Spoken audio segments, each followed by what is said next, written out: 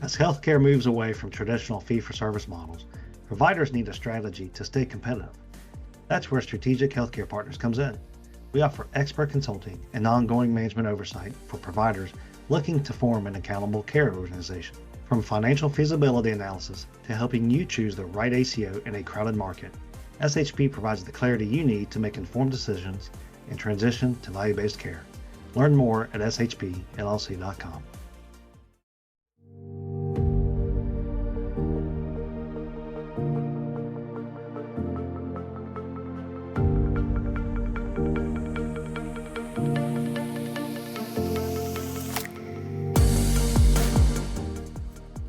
Welcome to the last episode of Season 1 of Beyond the Stethoscope, Vital Conversations with SHP. In this episode, Jason shares with us the results of a study that shows PCPs may be unfairly punished with poor MIPS scores. I share a warning about 2 different cryptoviruses targeting healthcare organizations, and we briefly discuss our upcoming Season 2. And then I sit down with our very own Jason Crosby to talk about CINs, how they work, how to start or join one, the keys to a successful CIN, the potential for legal pitfalls, and how CINs may ultimately help provide value-based care. Are you ready for this vital conversation? Let's get started.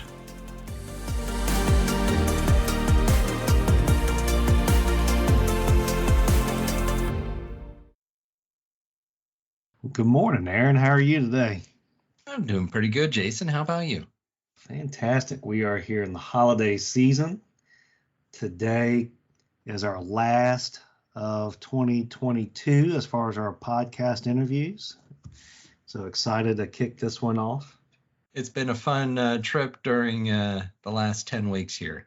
It has. It's been exciting, learned a lot, and we certainly hope our listeners have as well. But let's go ahead and get this started. I know a lot in the news today. What have you found interesting? I found this really fascinating. So this is actually going to tie into a topic we're going to talk about next season, and that's ransomware. So there have been 2 back-to-back warnings from HHS through what they call the Health Sector Cybersecurity Coordination Center, or HC3. And they've issued 2 warnings. One is for a Black Cat ransomware variant that is running rampant and is a successor of several other very successful cyber attacks that have happened, specifically targeting healthcare organizations. So Black Cat ransomware, and then the other is another called Lockbit 3.0. Now, obviously, this is 3.0, which means there was a 2.0 and a 1.0. So Lockbit 3.0 is also targeting the healthcare industry because they know that there is a lot of weaknesses there. IT and healthcare is generally underfunded. So this one, though, Lockbit is what they're calling a triple threat. So they extort you 3 different ways. They encrypt your network and they extort you that way. Then they blackmail you with the data, and so you have to pay them off. And then to get them to destroy the data, you also have to pay them. So it is that one they're calling a triple threat. It's definitely a financially motivated ransomware. And a lot of times we find that these criminal organizations are usually state-led. So Russia, North Korea, China, those are usually the entities behind these criminal organizations. It's a way for them to raise money and have it not be traceable to them. So be on the lookout for this. We're going to have a whole episode about how to better protect your organization against these kind of threats. So, Jason, what headlines do you have for us? Yeah, well, I'm piggybacking your podcast and webinar of late, and that is around MIPS. The Journal for the American Medical Association, JAMA, released a study of over 80,000 primary care physicians, in particular to the 2019 performance year for MIPS. And the theory was, okay, what is the correlation of primary care quality and outcomes as it pertains to their MIPS scores? And what they found was that the MIPS scores were inconsistent related to performance on process and outcomes measures. And so therefore, were primary care physicians being unfairly penalized when it came to MIPS for their more medically complex sort of patient load, right? And so very interesting results where they saw on both ends of the pendulum there, nearly 5,000 of those received very low MIPS scores. But then there were some that received high MIPS scores, but there was correlation to those that had significantly lower HbA1c screening, diabetic eye examinations, things of that nature. And so there was some correlation to tie that, yes, maybe some are unfairly penalized, but that's okay. MIPS is a journey. And so this is just more data to tell us where we are currently and hopefully some modifications there. What I also found interesting was out of those 80,000, which was over 4 million lives, by the way. So the 80,000 physicians, 4 million lives worth of data, was also the fact that in 2019, physician practices spent more than $12,000 per PCP to just participate in MIPS. And so we deal with a lot of rural providers out there, single practices. That's not a drop in the bucket. That's a substantial amount. And so there's concern, is such resources exacerbating health inequities by transferring those resources away from other needs? So there's, again, the data is there to kind of spur further conversations, right? And the point is, MIPS isn't bad or good or this evil thing. It's just part of the journey on maybe how it can evolve. So a very informative outcome of a study done based on the 2019 results. And we'll see, knowing that, again, the adjustments, as you mentioned in your podcast, Aaron, the 9% plus or minus penalties coming up soon. And so now MIPS is a big deal to your bottom line, and there's more data to show where you should go with that if you're a practice now. So found that interesting, but that's my story for the week. Okay, Jason. Well, just a quick teaser for the audience. This is the end of season 1 for us. We'll be picking up again in late winter, so probably in the February timeframe. We'll have more episodes. We're changing up the format a little bit. We're really excited on some of these changes that we'll be rolling out in February. So stay tuned for an announcement about season 2. So Jason, who is our interview today? Well, if there was ever more truth to the saying, we save the best for last, this is it, people. I had the pleasure of being interviewed by yourself, and we are talking today about clinically integrated networks, CINs. What is that? What are they used for? Should you join it? How do you join it? How are you successful with CINs? So we're going to dive in deep to the operational aspects of CIN strategy, legal, and that kind of thing. An exhilarating podcast to end your year with. Well, I would say I'm looking forward to listening to it, but I was there when we recorded it. So I hope everybody does enjoy listening to it. Everyone have a very Merry Christmas, a happy holiday season, and a happy new year. And we'll catch you all next year.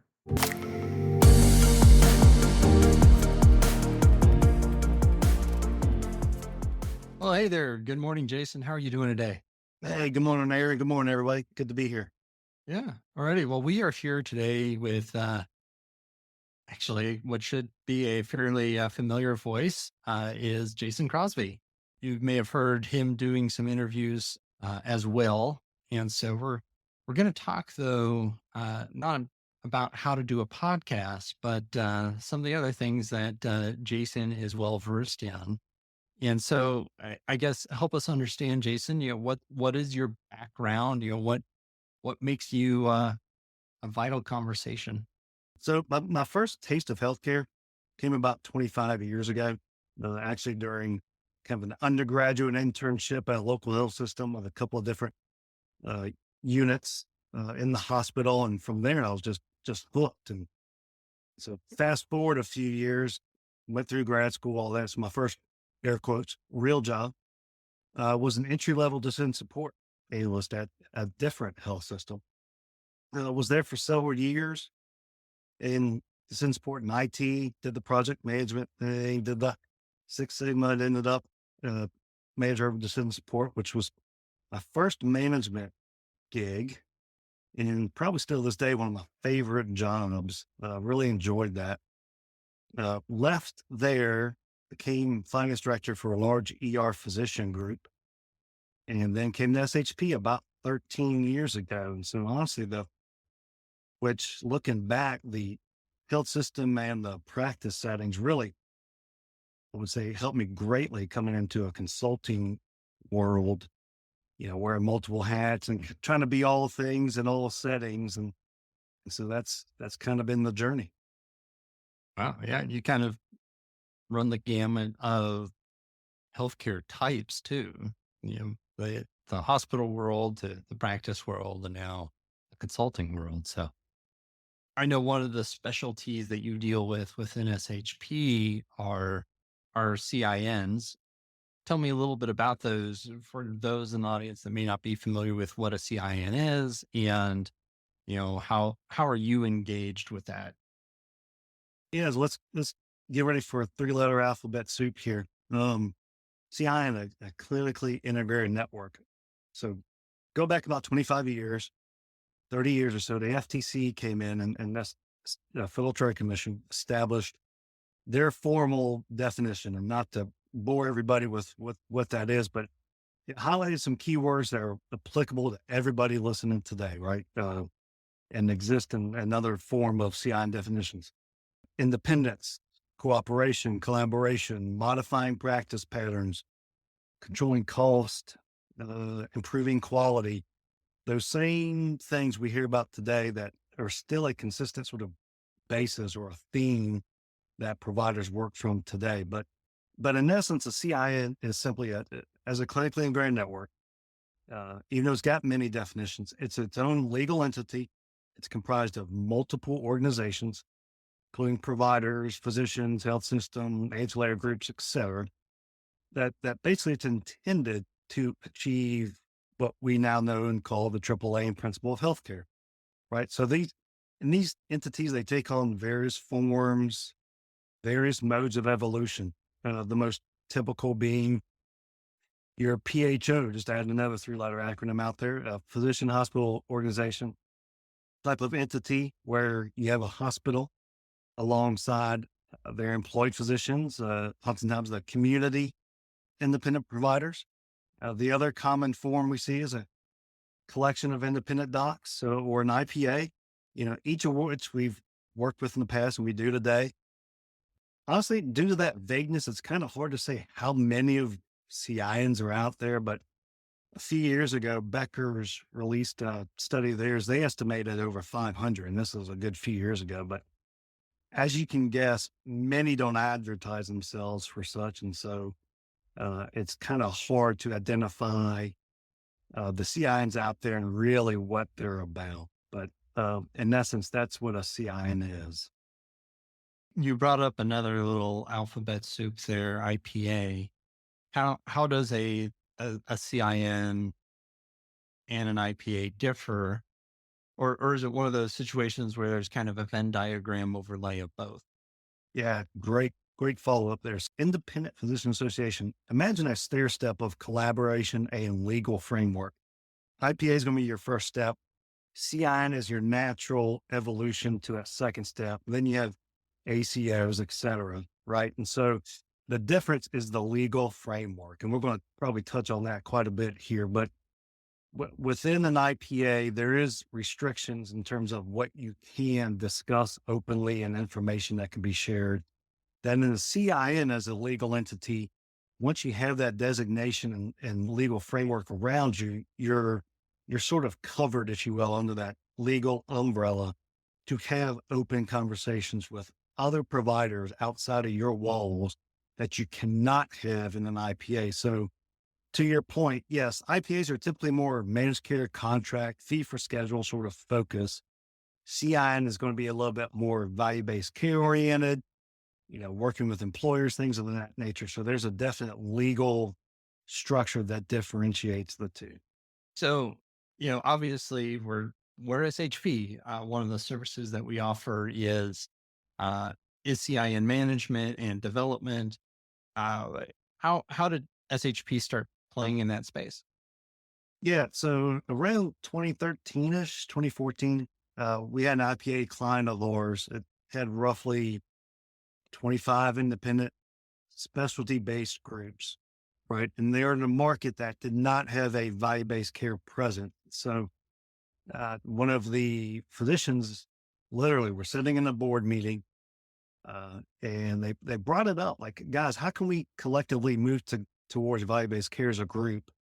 number one. Number two, there was a lot of employment pressures at the time, as is common when you have multiple health systems in a particular market. And they were feeling that employment pressure from the health system competition taking place. And so from those 2 points is where that particular board of physicians brought up, let's look into perhaps clinically integrated networks. And I'll say, when we're sitting there around the table, and I can remember this, no one knew anything more than simply what CIN stood for. And so we knew right away we were going to have this long process of due diligence.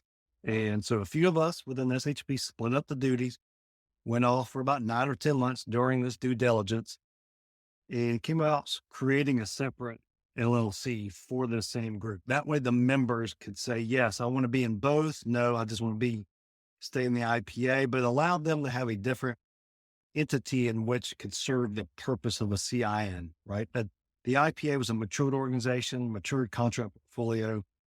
And so they felt the CIN needed to stay on its own for sake of the missions focus, the recruitment, information sharing, all that kind of thing. And so my role there was general research on just CINs and provider engagement and recruitment into the CIN. And so you go back 2013, 2014, for those listening, and start doing research, there were 4 FTC approved CINs in the country.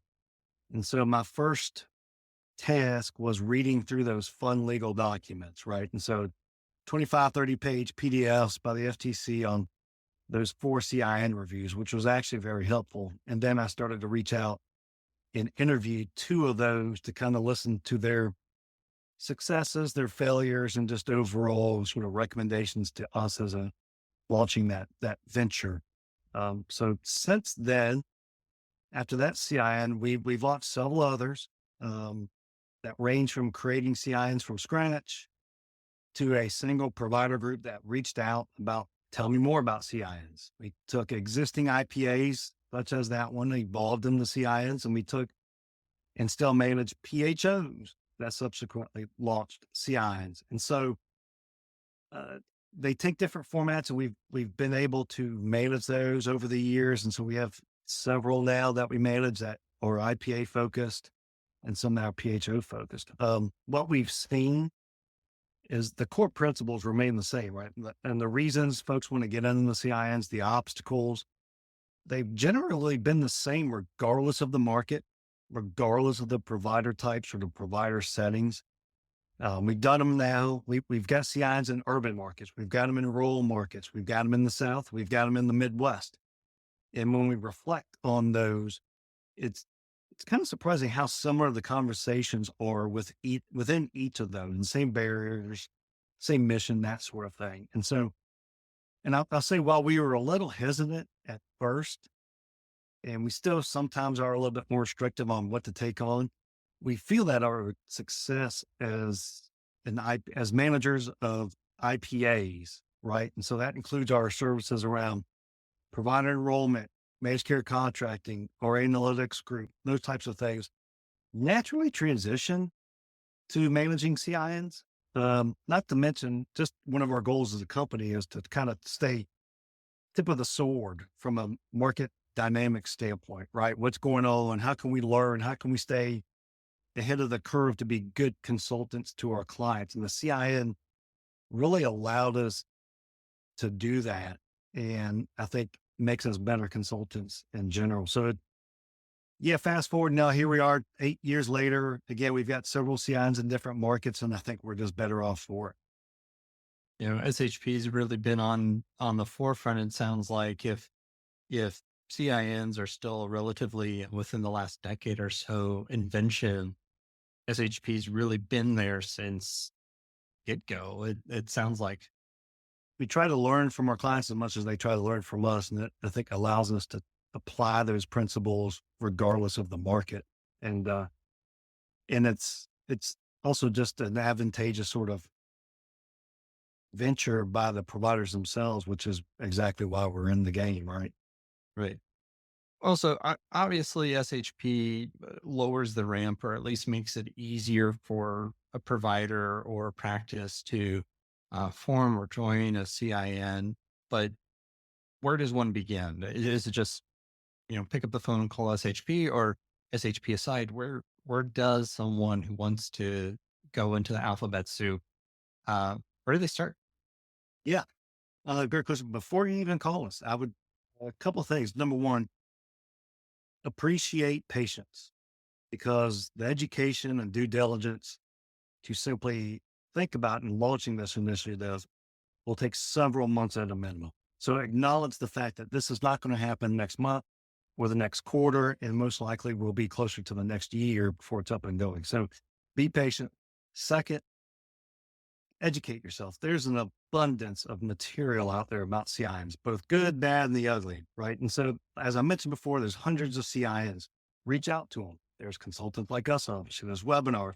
So do your homework first. The material's out there for you to be educated, and it'll help you craft your message as well to your peers in the community, which I would say is sort of the next step. So you do your homework. Once you feel prepared, engage with your peers, with other providers, other administrators in that market, right? In your community, discuss your concerns, your objectives behind it, why you're thinking of a CI. Essentially, you're going to talk through your why with your peers. That dialogue is going to help you fine tune the mission or the scope of sorts. It will also kind of simply start your due diligence process for you, right? So having such a group from the start will provide insight and feedback to you, because you can't do it alone. Eventually, those same individuals will be your champions. They're going to be your board members. They're going to be your executive committee. They're going to help you launch the entity in the first place successfully. So don't go about it on your own. Engage your peers.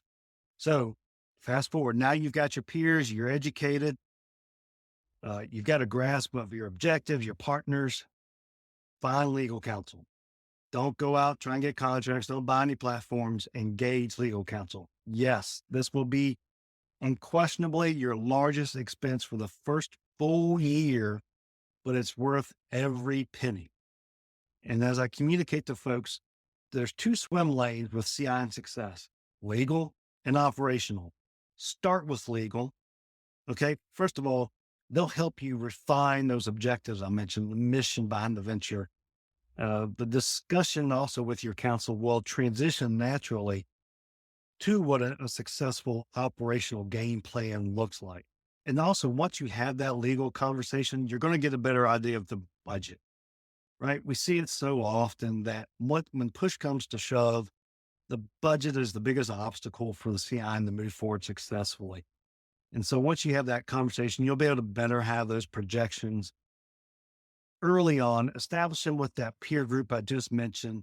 Get comfortable with the legal framework you're having, the budget you're having, and now you can start taking off from, okay, what do we need to do operationally to accomplish the mission we've been discussing thus far?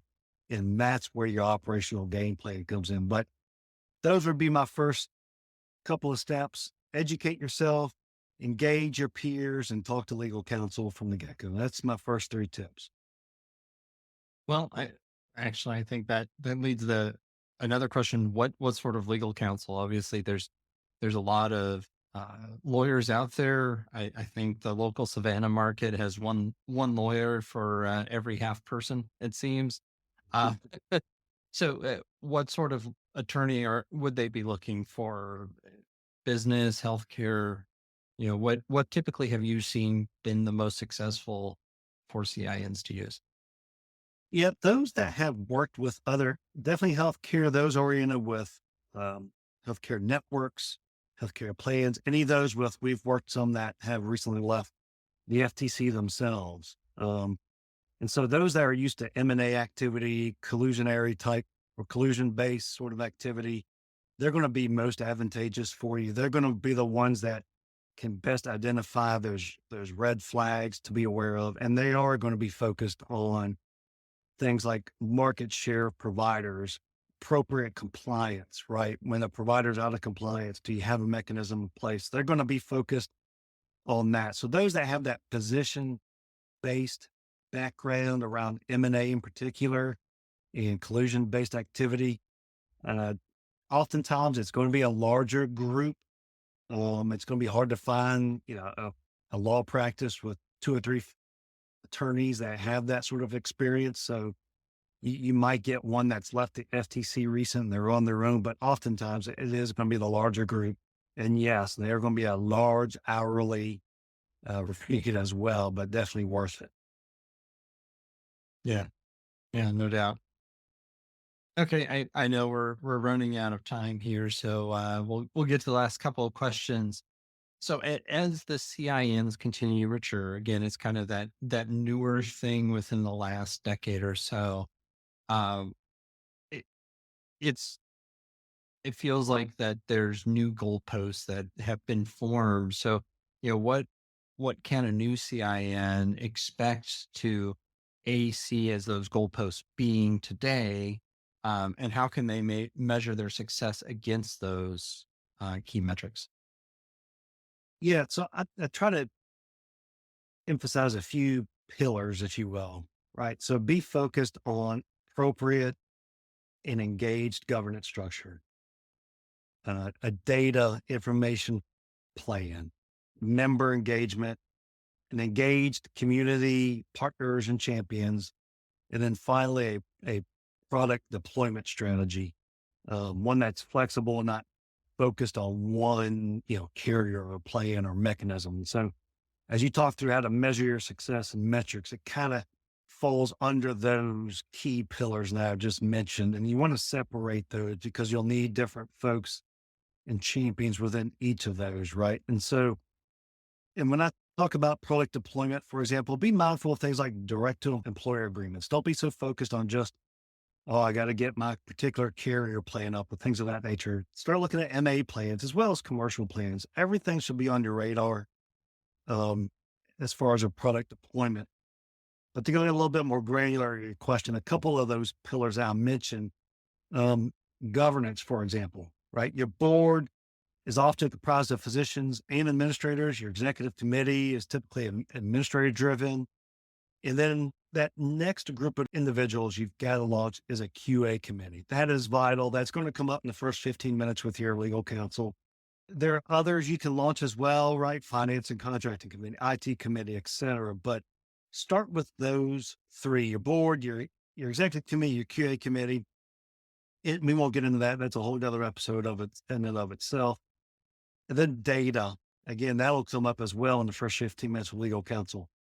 You absolutely must have some form of information sharing as a CIN, preferably in a provider-led QA committee, right? And so just focus on that just for a second. Oftentimes you'll hear that a CIN is going to have a pop health platform. Okay. First of all, be prepared for the sticker shock there. Now, are you required to have a platform? No. Okay. We'll get into that in a second, but pop health platforms are very expensive, not just themselves, but every tax ID that has to get with their EMR vendor, and they have to develop an interface. That's expensive. There's maintenance plans there.